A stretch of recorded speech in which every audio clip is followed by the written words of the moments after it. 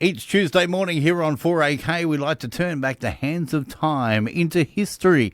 And we do that with no one else but history out there and our very own Harold Peacock, who today has gone above and beyond. He's gotten up so early.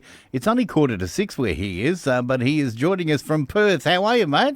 Oh, very well, thank you. I've been up for ages. This is an exciting story I'm telling you about Darling Downs here in Perth. Now, you've been on this trail over there in Perth, and it's about a Darling Downs man who died a horrible death.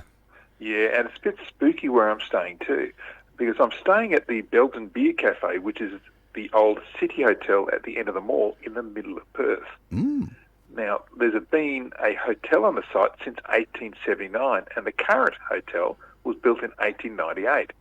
Now, Berkshire pigs, boars and sows used to be sold in the hotel, but it also has a particularly deadly past.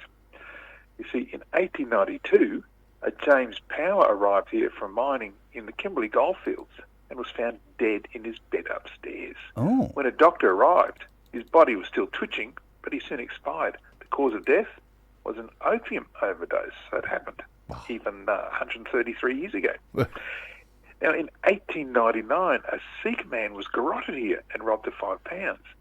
In 1908, an official of the West Australian Bank, Mr. William Rossi, decided to end it all here at the City Hotel. He swallowed poison, then cut his throat, and finally threw himself from his bedroom on the second floor, up where I'm staying. In 1909, Patrick Nolan fell 20 feet from the same balcony and broke bones all over his body. They said he was sleepwalking. In 1924, James Moore was killed at the City Hotel, the result of a broken pelvis caused by some unexplained violence. In 1926, Donald McClellan at the City Hotel drank from a bottle that he thought was beer, but it was actually poison. In 1927, Michael Murphy, a barman at the City Hotel, was killed after he shot a woman and then had his throat slit. In 1929, Mr. Everett Ebbets, who was the accountant for the City Hotel, was knocked unconscious here. He didn't die, unless he died of embarrassment. You see, when he woke up half a mile away, he found himself totally nude, wearing nothing except for his hat and socks. Okay. And so the list goes on. But what I really want to tell you about is Mr. Frederick Stidworthy.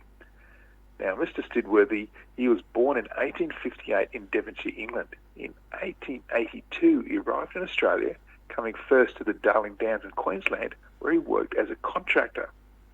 He got married here in 1883 and then moved over the border to Armidale in the New England district.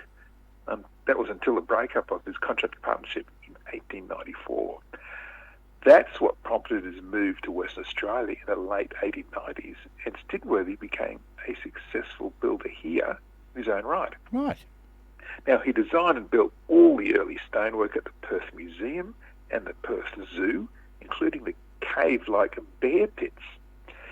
In 1900, directly across the road from the zoo, he designed and built his own two-storey family home, Stidworthy House. That's Stidworthy House. Now, today it's heritage listed. And then in 1904, he built the South Perth Council offices, which is also heritage listed. Right. Now, in relation to the City Hotel where I'm staying, Stidworthy fatefully found himself here on the evening of Monday, the 15th of July, 1918. That's when he got talking to an Italian immigrant, Benjamino Parascuschio. Oh, I'm glad you said that. I'll say that thousands of times and say it differently every time. Yeah. Parascuschio, we'll go with that. Now, a quarrel broke out because Parascuschio was under the false impression that Stidworthy was questioning the courage of Italian soldiers in the war. Parascuschio drew a pocket knife and stabbed Stidworthy in the stomach. By the time Stidworthy arrived at the hospital, there were 2 or 3 feet of his intestines hanging out. Oh. Now, he of course died. Parascuschio was arrested trying to flee to the eastern states and charged with willful murder. The jury returned a verdict of guilty of manslaughter and with a recommendation of mercy. So with the benefit of the First Offenders Act, which was in place at the time, that meant that Parascuschio served no time at all Wow. for the death of Stidworthy. And apart from all the ghosts here at the City Hotel where I'm staying, what I find really spooky is Stidworthy House. Today it's an Italian restaurant called Sopranos. Oh, no. Which spookily is a 19 Italian who killed his builder and resident and our former Darling Downs contractor, Fred Stidworthy. So isn't that, Sopranos, is a bit scary, I think, especially with all the history of the place where I'm staying. Well, yes. Ghostly. I want you to pack your bags right now and get out of that hotel. I will. In fact, getting out of town, on the side note, Fred's youngest son, Roy, went to live in London in England, where he was conned out of £1,000 by a Dolby policeman. That's another story. I'll tell you about that next week. I look forward to it. Now, look, you're going to be posting this up on your website, aren't you? Absolutely. I put all the detail there because there's a lot of detail in there. That'll be on Friday on my website, historyouthere.com. There you go. Now, you get out of that hotel, all right? Yeah, hopefully I'll make it out alive. But like I say, Fred Stidworthy murdered here, and all those other people died here.